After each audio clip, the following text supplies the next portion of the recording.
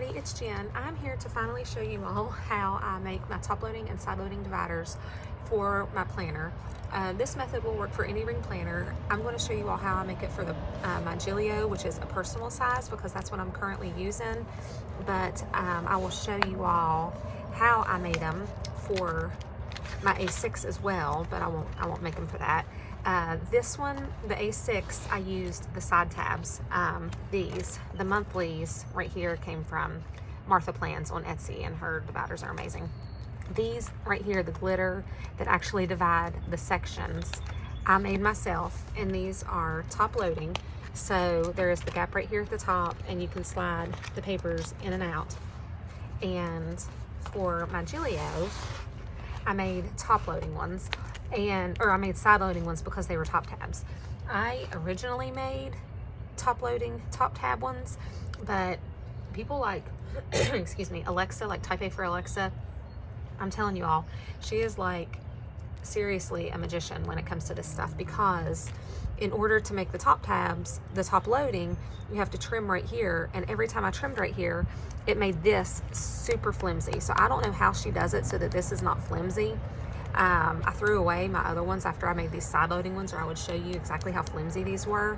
But instead of being connected and laminated within the entire divider, it only became connected on the front half, and it just did not have this same sturdiness to it. So I felt like I was having to pick it up very carefully. So I was like, you know what, guys, I'm going to try to make a side loading one, and I was able to do that. So I'm going to show you all. So this one is side loading, and it opens from the back, and you just slide them in kind of like you do the Foxy Fix dashboards, if you guys have seen any of those. So I made these, and I tried to make them so that they kind of matched this. These are from Planner Press, and the glitter and all of that. The words are from a long time ago Planner Society kit, but the glitter and everything in these are from the Planner Press. I'll tell you what I did with these. I don't have anything else to make these with, but I'll still tell you what I did so that you know. So if you guys are ready, we'll get started. And like I said, I'm going to make the personal size ones. Ignore how sloppy and filthy my paper cutter is. Now, the first thing you need are just laminating pouches. These are just the regular Scotch laminating pouches that open, and they're attached on one side. And depending on what size planner you're making and how many dividers you're making, depends on how many laminating pouches you need. For the personal size, I needed 3 or 4, because you are technically going to be using 2. This is made up of 2 laminating pouches in one, and then you cut it to create the pocket. So what you do is you take your first one, and I'm going to scoot this down so you can see my notch marks and see all these drawings. These are all the different size planners that I've had that I mark where I need to cut, so that I just remember, because they're not similar enough, you know what I mean? Like, I know what size personal inserts are, so I have it marked where I need to, and I just remember. But you might want to actually write it down, like what it is you're supposed to do. So the first thing I do with this is I go ahead and I trim off the enclosed edge, just because I don't want it accidentally becoming part of the pocket, you know what I mean? So I trim it off, and then I flip it back around. Now again, if you can see these notch marks, let me take this out and show you. Okay, so here's a So Much Crafting insert, and this is a personal size insert, okay? And when you put it up here to measure, you can see that it goes to 3.75 inches by 6.75 inches. Well, and this is for the entire insert. So you would think that you would just cut your first thing to this size, but that's not actually what I decided to do. You can do this if you want to, but you just need to beware when you go to put your papers in what's going to happen. What I actually did was, when I made my dividers, the first pocket that I cut, because see, this entire tab goes up to 4, so because I wanted it to, you know, by the time you have the edges and all of that, it sticks out a little bit. But you can see that the holes don't match up. The holes don't match up right here. This is cut wider, and the reason I did that is because I did not want to cut my divider and have my entire divider be the pocket so that this part was a pocket too, and that I was punching through the pocket. Do you understand what I mean? I wanted to have this edge here so that this lamination right here was what went in the rings, and that all that went right here was my page. So you can see through the rings to the papers behind it, but that doesn't bother me. I just knew that I did not want this part right here to be part of the pocket, because then it would, as it lifts up, it especially won't work with once you punch it with the rings. But even if you do a top loading one, if you have the pocket right here, it opens up all the way down through here where the holes are, and you don't want that to happen. So what I actually did was I put the paper up to right here, and then I measured down where the holes went. I took a ruler and measured down where the holes were, and I marked it right here. So that's where I cut my first lamination. So the very first lamination you get, you want to cut to that smaller notch. Okay, so it's actually ends up being not quite 3.5. It's a little more than 3.3 1/4, but it's not quite 3.5. So I cut it, and that's just for the width of the divider. For the height of the divider, I cut to the 6.75 because I want it to be the exact height, because once I add my top tab, I want my top tab to be right on the top of where I cut it so that it sticks out above my pages within my planner. So you want this to be the exact height that you want of your dividers. So there's my first pocket. And then you can see I can get 2 personal size out of, actually, I'm pretty sure I can get 3 out of this. Let me check here in just a second. So cut that one. And then let me see. Yep.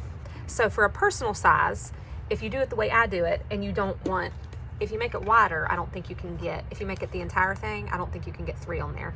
But if you're cutting that first pocket narrow like I did to this mark right here, you can get 3 pockets out of one sheet. So you cut it, and then cut it again. So you can see I have 3 cut from one sheet of lamination. Now, what you're going to do is this. You take your second lamination, your second pouch. So out of 2 pouches, I'm making 3 dividers. So you take your second one. I'm going to move this out of the way so that you all can see. Is it harder or easier to see this? I don't know. But you'll still be able to see what I do. So you open it up, and you just lay it. Now, when you guys have these lamination pockets, you should be able to feel how the outside of the lamination pocket is real smooth, but the inside is a little grippier. I think it's supposed to hold the pages in place.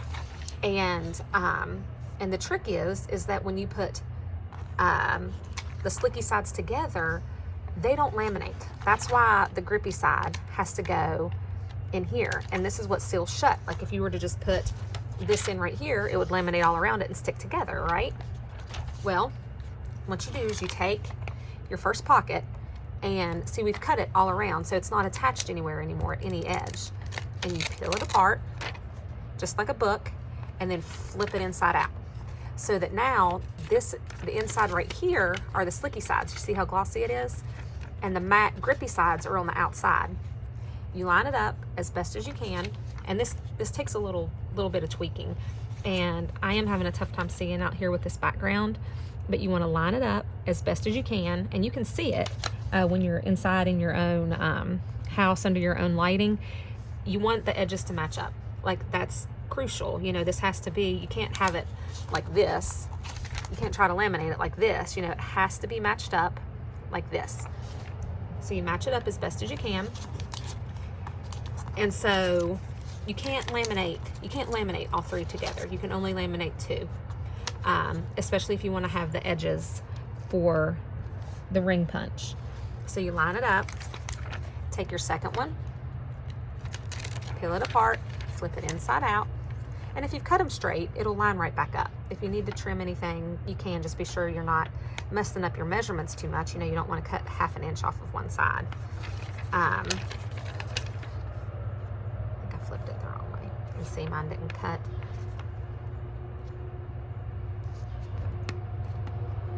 There we go. Okay, so you want to laminate it, and I'm going to bring this one a little bit closer over here to this edge so that I have, this will be the room for my rings, and this will be the room for my rings. Now, you want to laminate your tabs as well. So what I did, I made it as difficult as you could possibly make it. I had another divider, and I just traced the shape of the tab and I cut it out. And then this glitter right here is like a glitter acetate sticker. So I cut it out, put the sticker on it, and then trimmed around it, and then laminated this. If you have a silhouette, you can cut out tabs super easy. They actually even make a tab punch that you can get off Amazon, or I think at like Michael's or Hobby Lobby, that just punches a sheet of paper, so you can do any sheet of paper that you want. Or you can buy ready-made tabs. Like these are from the Cocoa Daisy kit, the November Cocoa Daisy kit, and so I'm just going to use these just to show you. I liked the glitter with the gold, so I made it as difficult as I possibly could make it, and I would not recommend on that because I was so frustrated because I kept cutting them and I didn't think that they looked good how I cut them. But I mean, I kept cutting and cutting and cutting, and finally I got it to where I was fine with how it was. But so this glitter right here, and I'll be honest, I cut these, I'm sorry I'm interrupting myself. I cut the paper from the Cocoa Daisy kit when I made the top loading dividers, and I accidentally made them a little bit shorter, so this paper was cut a little bit shorter. I don't know if you can see, let me flip it around this way and use my right hand. This paper actually could be quite a bit longer. So the reason why it looks like there's a gap there is because this paper is not the right size. So next month when I cut my papers, I'll make them a little bit taller, and the paper will go all the way up to here. There's not going to be this gap. So that didn't have anything to do with how the lamination was. It has to do with how big I cut my paper, and it's a little too short right now, but you know, it'll be fine. So I just wanted you guys to see that. But so here's the tab, and what you do is, and like I said, I'm going to make a top loading and a side loading, or a top tab and a side tab for you guys to show you. So here's my top tab, and you just want to get it as close as you can. You see that? Like you could put it over top if you wanted, because again, since I'm not as good as Alexa, I could not for the life of me figure out how to put a top tab and then cut it on the top without making this flimsy. But still, I wanted them right at the edge, so you just line it up and just leave it there. You just sit it. I am going to scoot this over a little bit since I'm doing a side tab. If I was just on top tabs, it wouldn't be a big deal. But this still gives me room for my holes, you see right there, because this side will be punched super close. So this is the first time I've ever done like a how-to video, so y'all bear with me, I'm sorry. So there's this tab, and it's all lined up very carefully. And then the same thing, you just put the side tab as close as you can get it, and then close the paper over it carefully. Now, the next thing that comes is laminating, and I'm actually filming this outside, so I have to go inside to laminate. Okay, I'm sorry about that, y'all. One thing you should never do is film on your camera on your phone without first making sure that your phone has enough battery. I just got a low battery notification and it stopped me from filming. But anyway, what I was saying is, this is the top tab. I'm going to trim this along the side. This is the side tab, and I'm going to trim this along the top. So, and again, if you can figure out a way to make a top tab and to trim it along the top, then great. Please share in the comments how you did that, because I can't figure out how to do it without this becoming super flimsy. So I have to go inside because I'm filming this outside, because it's so dark in my house right now, just where the angle of the sun is, and it's actually kind of gloomy out here, that I'm filming this outside. I'm going to go laminate this, and then I will be back out here in just a second to pick back up and show you all how to cut it. Hey everybody, I'm back. So here is my sheet. I ran inside and laminated it. I had my laminator going, warming up while I was out here doing this. So as you can see, this is laminated, and here it is, the top tab and the side tab. So all you got to do now is just cut it out. And this is where, you know, I'm going to cut closer. I'm going to cut closer to this one, because that space over here is for the rings, so I don't need to worry about that on this side. This needs the space over here for this rings, so I'm going to cut as close as I can get over to here and start with this one. So see, it's just trimmed, and I obviously cut it a little crooked, but that doesn't matter because, again, I can fix that. So you just start trimming it like you would. Now, one thing you need to make sure of is, you see the seam right here? you don't want to cut the seam unless you want it open. Cutting the seam is what opens it up and creates the pocket. So you have to have a little bit of extra space. That's why here on my dividers, you see that? You see how there's that extra plastic, like my inserts don't go all the way to the edge? That's because if you cut inside that seam, it'll open up this pocket. So you get as close as you can to it without cutting into the seam itself. And then if after you cut with your trimmer, you feel like you can go a little bit closer with hand scissors, then do that. But definitely don't, you know, try to do it, you know, beforehand with your paper cutter, because you might get way too close. And I usually just come over here to the top of the tab and get as close as I can to, and then trim with scissors around it. Now for this is where you figure out the rings. And remember, I had my mark right here for this. Now I know that my mark is going to go around here for the rings. So I'm going to do this entire side first, and I'm going to do this just by hand. And typically I would do it very, very slowly, but I'm going to kind of rush through this a bit just so that I can show you guys. But you do want to go carefully when you're trimming right here, because you don't want to get close to that seam. What I should have done was scooted this over a little bit so that I could cut straight and not get as close to the S, but as close to this as I could. So I should have scooted it over a little bit. Typically with the tabs like this, they don't hang over the edge as much. But this being a fancier one from Cocoa Daisy, I should have scooted it over a little bit. So those are just little things to kind of be aware of when you are, you know, making your divider. So just come and you trim around it, you know, however you want. If you want to do it exactly like the design, if you just want to do a rounded design around the edge. I like kind of making it follow the shape of whatever the tab I'm using is. I just like the way that looks. So this is the same deal. You want to get as close as you can to the top, because remember, this is the side loading one. Okay, so now we have the 3 sides cut out, and we just have to do this 4th side. So this is where I bring my divider over to where I want it to be. This is the edge of the divider, and this is just straight lamination. So I'm going to bring it over here to the 4, because I like it to be a little bit bigger. And then let me line it up and make sure everything's correct. And then just trim it straight down. And see what's left is that. Can you see it? It's a little tough to see. So you can see this, and then right here's the part where the hole punch will go. This is where the 6 holes will go in my rings. So now I'm going to grab this, and same deal. I'm going to cut the bottom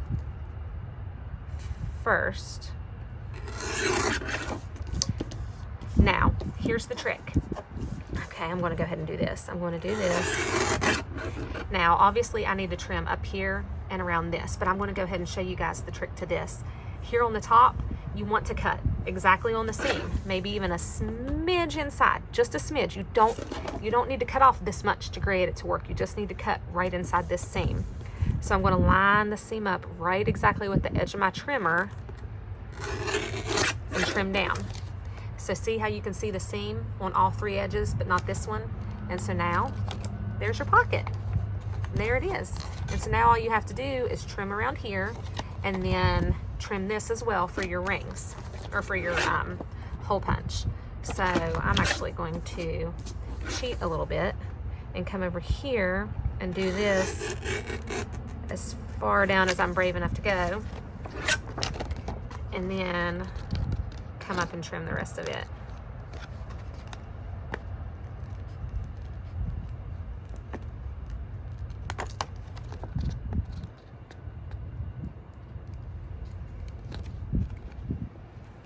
And so see, you just kind of get it trimmed out a little bit so it has that edge for your tab. You know what I did leave inside though, so that I could show you guys, was my hole punch. So here's this divider, and you want to do the same thing. Open it back up and bring it over here to the size that you want your actual thing to be, and trim down. And then there's your edge for the hole punch. There's the pocket right there. Here, let me pull this out. And then whatever paper you want to put in there, you know, you just measure the size of your pocket and you trim it to to that size of the pocket. So see, and then it just slides. It might take a little bit of wiggling depending on how close you got it. But so see, and it slides right down in there. And I like for it to fit. And see, this is where I made it taller. It doesn't go all the way down to the bottom. So you just want to make sure before you cut. But I made, like I said, the dividers the wrong size the last time. But see, it just slides right in there, and you can change them out every month. Now, over here, you're kind of looking at it and you're thinking, okay, but this is where the hole punch goes. I can't slice it with my slicer because if I slice this seam off, the hole punch will be gone. So that's where you need to get something like this. I actually got this at Go Wild in Nashville, and I've used it ever since. It's getting kind of old, and I probably need to get a new one. I see the blade will pop right out, but you can get the, they have these at Hobby Lobby and Michael's and Amazon. And they have ones that are more like a pencil and not so much like this finger thing, because it gets a little bit frustrating sometimes. So you hold it. So it's just one of those little craft blades. Watch mine stop working now that I'm finally filming a video.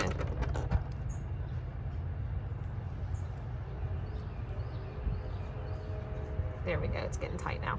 Okay, so what you want to do, if you want to load this from the back, which is what I always prefer to do, then you come over here to the back side, and you are just going to go very slowly and take this. You got to push seriously hard to get it through 2 layers. So you want to take your knife, your craft knife, and just line it up right here against this seam and just start cutting. Now I'm going to be honest with you.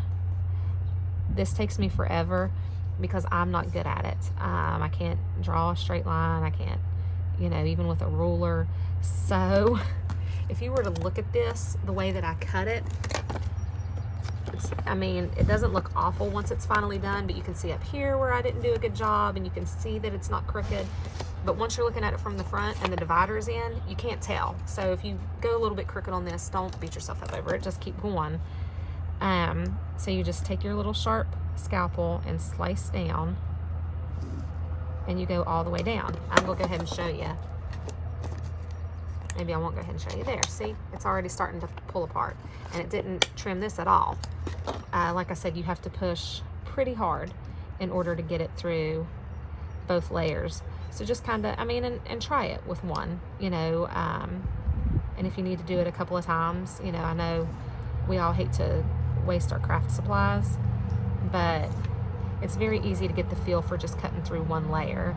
And I just cut to the bottom line, and then start to kind of gently, you see, gently pry it apart. And sometimes you don't even push hard enough to get through the top layer. Sometimes you do, and you just need to pop it apart. See, like up here at the top, I didn't get it through very well. So I'm going to come back up here and just kind of lightly pull this through the line I've already created, and keep raising it up until I get it where I want. So see, now you have your side loading pocket, and you can take your divider. This is going to be fun to pull back out because I have it in here so snug. Take your side loading divider, and you just slide it right in. And then you take your 6-hole punch it where you want. If you need to put these in your rings beforehand and see if they're too wide, all my papers are falling out. But if you need to put it in here and see if it's way wider than you want it to be, then bring it back over here and trim it a little bit more. But, you know, looking at this one, you can see exactly how much space I have left right here. I don't have a ton. You can also see that without the paper in there that I just have a regular Scotch laminator. It is not the high quality laminators and pouches that like Alexa uses and all of the others, but it works for me for right now, so I still love it, and I don't have a problem using it. But yeah, so you can trim the edges again if you want, and then you just hole punch and cut your pages to put in, and you're ready to go. So here are the 2 that we made. Here is the top tab with the side loading, and then here is the side tab with the top loading. I hope I was clear in making this. If I wasn't, please do not hesitate to ask me to clarify something. If I need to refilm something to make it clearer, I can. But it is very simple to do.